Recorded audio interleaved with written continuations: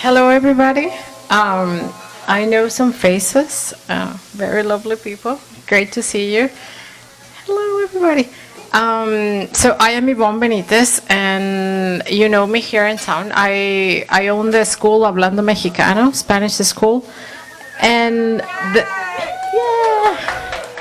so the thing with the school, my thing is not only to teach Spanish, but to teach you more. Like we love to teach the culture, traditional sayings, cursing, and stuff like that, because Mexico and the language, not only Spanish, but the language are like very, very powerful, and they are full of love and everything. I have to say, that I am a writer, but I've written some poems. Today I'm going to read you a corrido. Do you know what's a corrido? A corrido, it's a song, written after someone. So Gordon Chaplin and Sarah Till, maybe, very lovely people. So Gordon Chaplin, it's one of my mentors. I started writing because of him, and he's been my teacher. And Sarah Till, his wife, they did a movie, Patrimonio, called Patrimonio. So Gordon Chaplin asked me, if I could write a corrido. And basically I wrote one for Patrimonio. So it's a song, it's in Spanish, and I didn't translate this into English because a corrido, it rhymes, so it won't make a lot of sense in English. So, Patrimonio. Voy a cantarles mis versos sobre lo que ahora está en boga. Las grandes corporaciones traen armonía y hasta yoga, pero son puras mentiras, Malaya. Ya nos quitaron la playa, abogan por desarrollo, qué bueno, y engañan a pescadores, encarcelan a Moreno, les quitan su concesión, les quitan su patrimonio. Se hacen amigos del pueblo y son el mismo demonio. Ya con esta me despido, no sin antes advertirles, ni poquitos ni unos cuantos, si defendemos lo nuestro, todos somos todos santos.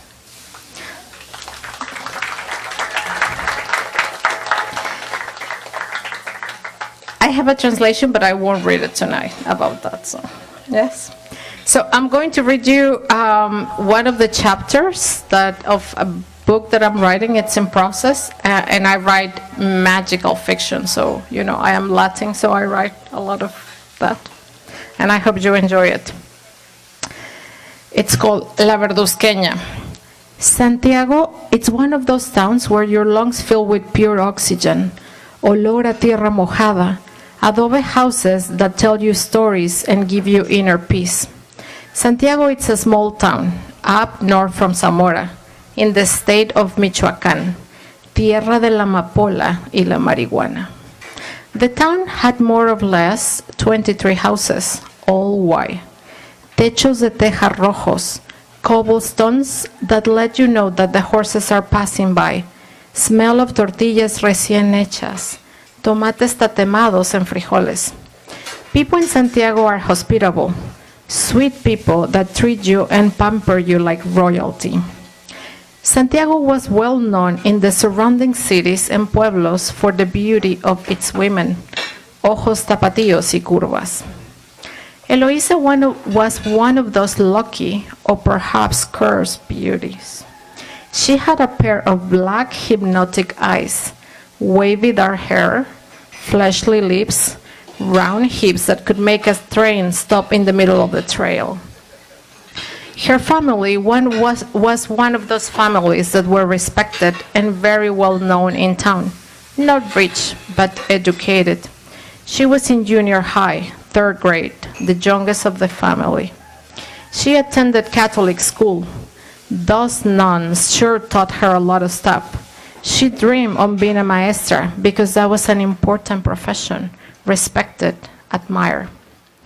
Eloisa loved the way everybody looked and talked to Madre Superiora, Madre Teresita. She wanted to be just like her.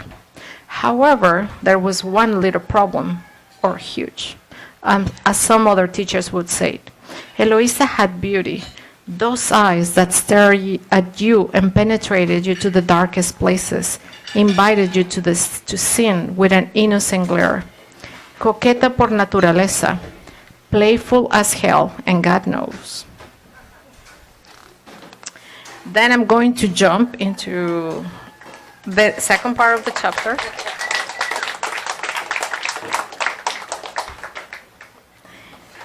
Thank you. This is originally written in Spanish, so if you don't understand something or if something doesn't make sense, then you can ask me later. Yeah. Maximiliano told her he was the owner of La Verdosqueña, the huge casona that you could see from the hill. He told her he had more horses and they could go for a ride or a race. They got on the horse and off they went, galloping, leaving everything behind, the town, the people, the noise. They galloped for about 25 minutes. It took them longer than the usual. The sun was setting, the sky was painted with pink tones. The fields were yellow, full of white flowers waving a goodbye to the sun. The birds were singing a concert, closing the day and getting cozy in the branches before the next day. She saw a flash of red tiles, a huge house. It was even bigger than the monasterio. Beautiful white house, old fence, perfectly traced. The big casona in the middle of everything was the center of all. A huge stable and tons of people everywhere. Chickens, dogs. Not far, you could see the fields of camote, tomato, and more people working, lots and lots of trees.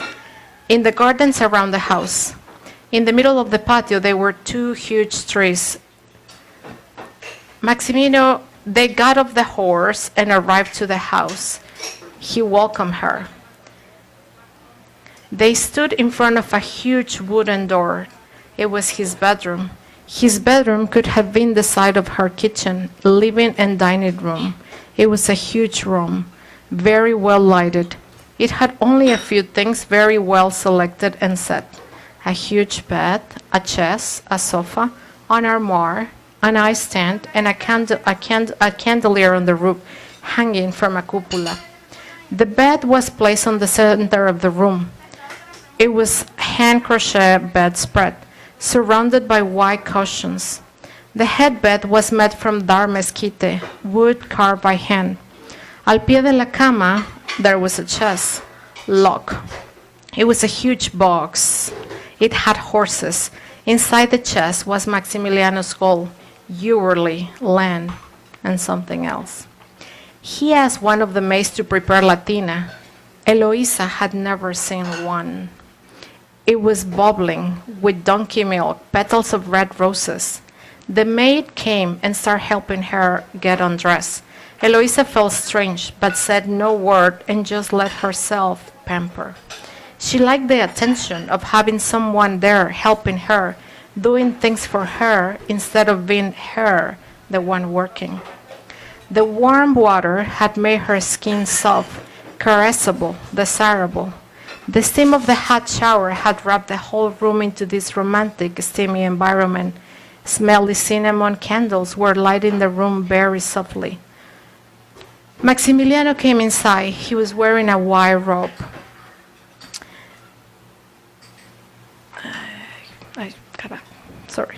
He walked towards her slowly, elegantly. Eloisa was shaking a bit nervously. She did not know what to do, what not to do, how to react. There were too many feelings, sweetness, but also fear. He got where she was and very gently took her hand. They started walking toward the sofa. The sofa was big but cozy. It was tapizado with deer skin, all of it. The cushions made it cozy. They were sewn with the wool of sheep, white as clouds. They sat. He caressed her face. He began highlighting her features with his masculine fingers. Her cheeks were so bright pink, full of youth. Her chin was so espigada. Her lips were perfectly drawn, heart-shaped, natural, fleshly, full of love. They were irresistible, like pollen for a bee. He pulled her hair behind her ear. Her stomach felt those cramps, painfully pleasure. He got closer, put her hand on his chest, that chest that a few hours ago she had imagined the beso de angel, ice cream melting on it. Her heart started pumping faster. Her stomach felt insane. She was wet, soaking wet of desire. It was past midnight. He laid her on bed and undressed her slowly. She had a mix of dozen feelings, fear, love, pain. However, his tenderness slowly started dispelling the fear. A clicking bristle wrapped her skin, and little by little, the fear, the pain began turning into pleasure, delight. She let herself go with the flow. Then she felt exploding delight. She saw the heavens, the hell on fire, like she had never imagined.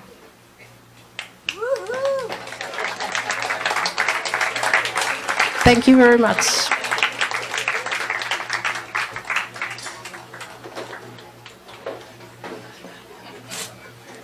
Ivonne, we have to cool off now. Oh my goodness. Now we ask Margaret Shaughnessy to come on up.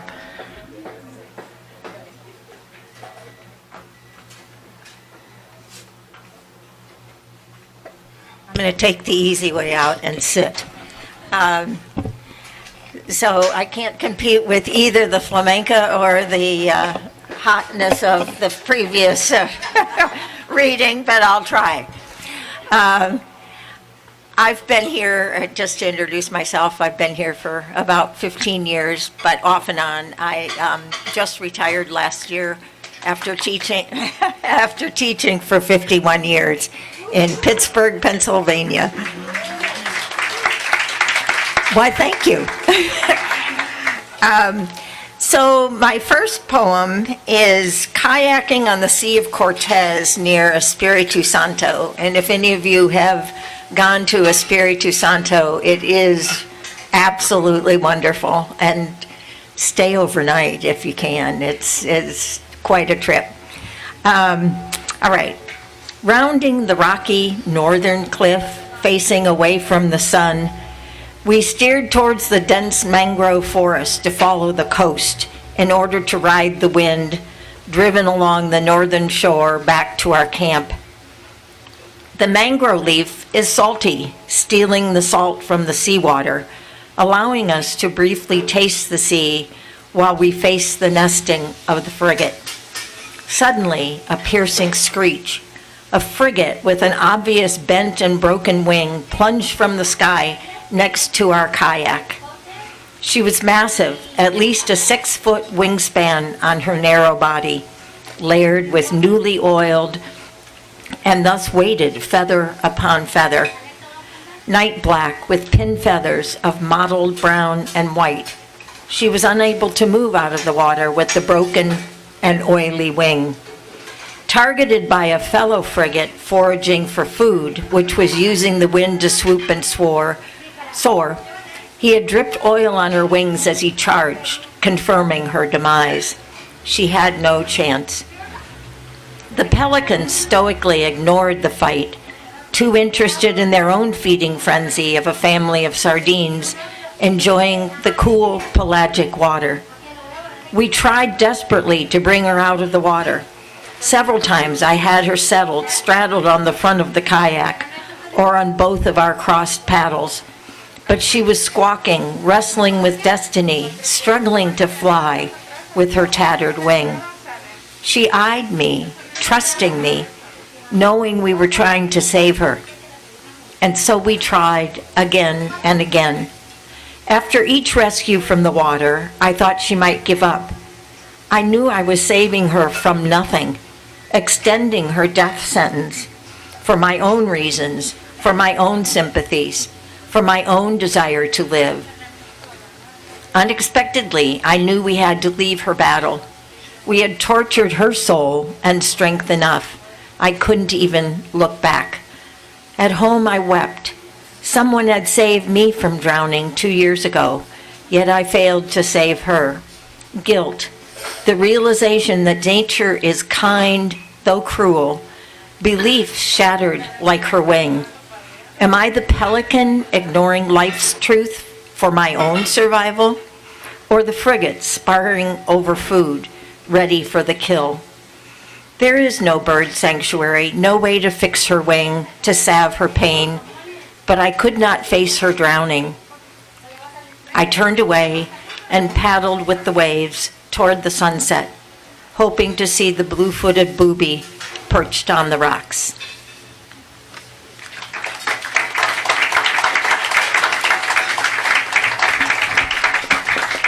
Thank you. Better that way? Okay. 6 months ago, a marble egg for the chickens, which were hesitant to produce eggs in their new surroundings, lay green and veined in the hay. Eventually, one tiny yellow chick became a boisterous rooster and had to go. But yesterday, I gathered 6 eggs, and the day before, 10. Today, 2 orange pinstriped hens huddled together, laying. I'll check later for their eggs. Antarctica's snow is made partly out of stardust, reported the headline, so I needed to read the article. The Quadrantid meteor shower lasts from the end of December through the first half of January, till the wolf moon appears. And the howling of wolves can be heard if you happen to be in their latitude. During the shower, meteors appear to radiate from the constellation Quadrans Muralis, which no longer exists, but which leads me to consider eventualities. Yesterday, I killed a spider, one of the big black ones that scare the bejeebus out of our guests, but which eat cucarachas, doing everyone a favor. This was one that was only half grown, and in the half flight, I mistook it for a cucaracha as it scurried under the wooden nightstand. I placed it in the garden under the burgeoning asparagus plant. My guilt was intense. It was the same sort of shame I feel for killing anything or for taking someone's place in the line waiting for the COVID vaccination in Pescadero. Others need it more, I know, but there are extras, so I justify my actions with my off and on 15 years here in Baja, trying to salve my concerns over the poverty and death I witness. I waited in line for hours, watching the old people of Pescadero make their way to the vaccine. White men stood and stretched, advertising their strength or supposed superiority, while Pescaderos waited patiently, and white, barely aging women leaned on Mexicans to reserve their seats. I have been skeptical in general about the vaccine. My hesitancy over science is not disbelief. I believe totally in the scientific method. Scientists believe that what we know and can prove today is CO, I know, science, not what we may know or disprove tomorrow. Thalidomide was deemed a cure for debilitating nausea during pregnancy, till the realization that it was altering the embryo in the uterus, destroying arms and legs. An Earth-centered world appeared to be correct till updated by Copernicus or Galileo. We don't know, as Rumfield caustically observed, what we don't know. We have much to learn about ourselves, about the world. The sea is rising, the moon is waning, billionaires are multiplying, yet we seem to be determined not to desalinate our oceans for potable water, not to use solar power to replace gasoline and coal, not to preserve the rainforests, not to stop producing plastic. Trampuchetti in the Ejido of Pescadero is the linguistic corruption of something and machete.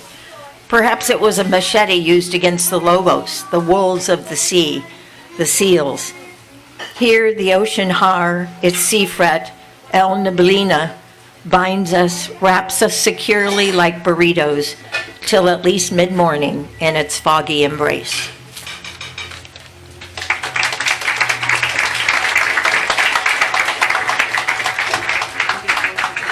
Can I? Okay, some people can't hear me. I have a loud voice, I guess I can do that. I wanted to read, to celebrate June what just happened on the 19th, Juneteenth, I couldn't say it right. 30 years ago, I taught a group of young black males at our college. We had this hope that we could get something for them that was different from what everybody else was experiencing. And I was realizing the other day when Juneteenth happened that we haven't come so very far since the mid-'90s. And so at one point I wrote a number of small, very short little sketches of some of the students who were in that program. And I thought maybe I would just read a couple of those for you tonight. So let me find them in this book. Len stops me after class to apologize for being late. I was shot at on the way to class and had to go home to change because I fell getting away and ripped my pants. My white middle-class naivete shows. If I am shot, I surely need a week off work. I surely need a psychiatrist. Len merely excuses